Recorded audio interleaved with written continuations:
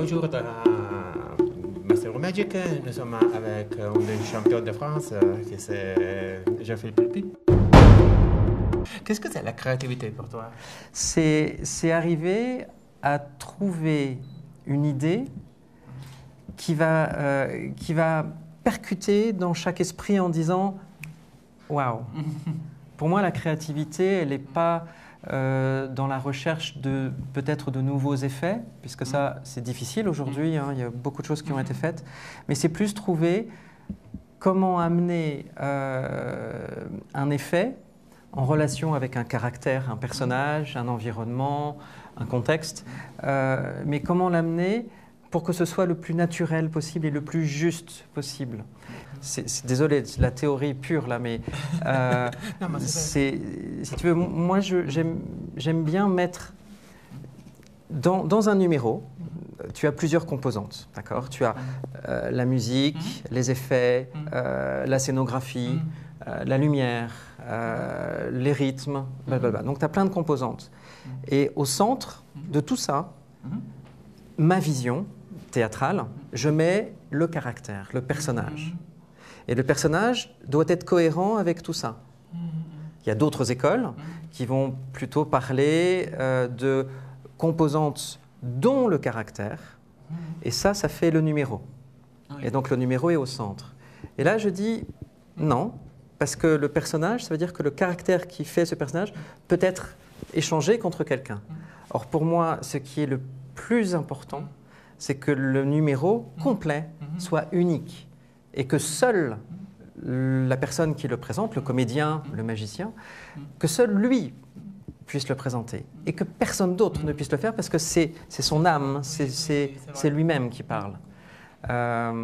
Si je prends l'exemple, Norbert n'est pas remplaçable parce que Norbert, il est clown, c'est lui qui parle, c'est sincère, c'est la vérité.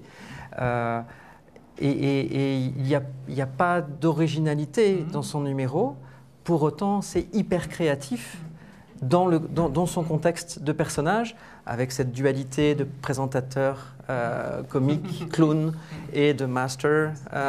Voilà.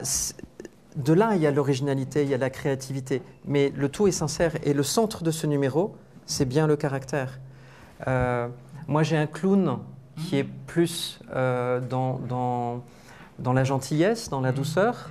Je vais plutôt être victime de ce qui se passe dans mon numéro, parce que c'est moi. Je ne peux pas jouer, tu vois, le killer comme Hans Klock, tu vois, c'est pas moi.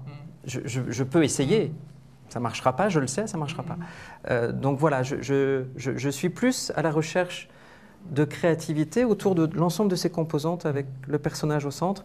Et une fois que tu as tout ça qui est bien conçu, après tu peux aller vite sur ta recherche de nouveaux effets, de nouvelles idées, de nouveaux accessoires, de nouveaux contextes scéniques.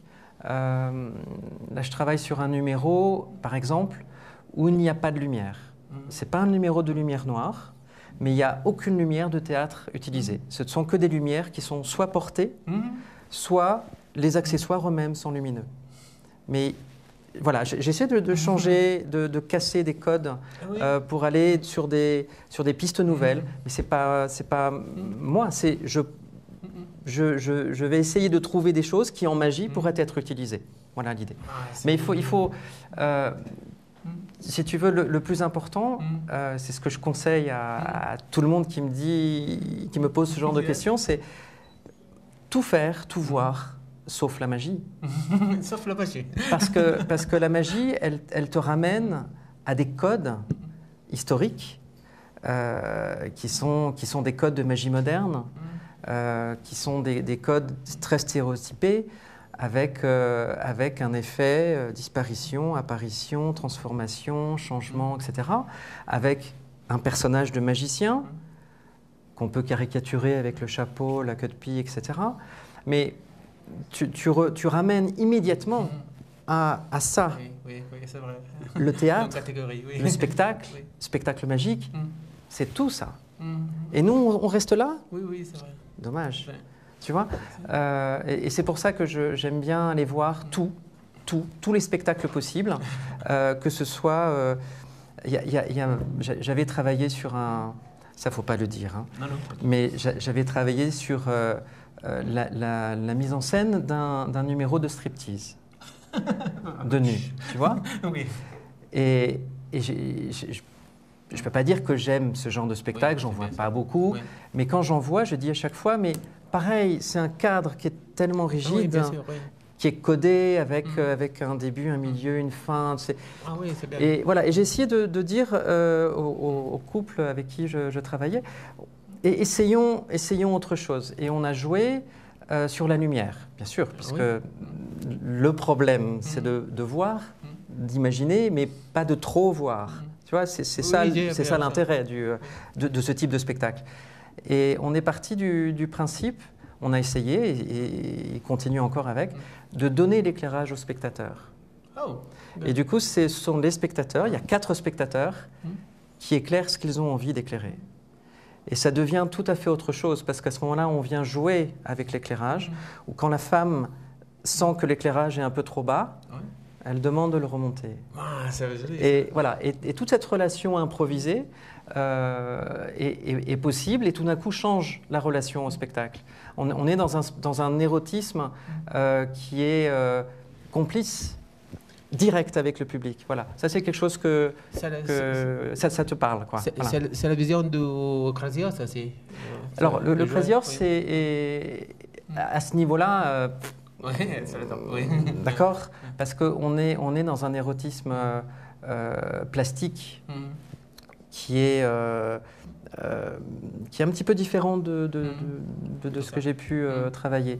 Parce qu'on ne peut que regarder. C'est tellement parfait. C'est une photo qui bouge, mais ça reste des images. Et on n'a pas cette relation. On n'a pas le droit d'avoir cette relation. Oui, bien sûr. Alors que là, c'est un numéro, mais il y a assez longtemps que j'avais fait ça. Mais c'est un numéro qui m'a intéressé, et eux aussi, ça les a intéressés d'aller chercher justement une relation avec le public un peu plus directe et moins, du coup, un peu moins ambiguë. Ah oui, tu vois, voilà. Mais bon, je pourrais te parler des heures de... Ok, merci beaucoup. Avec plaisir.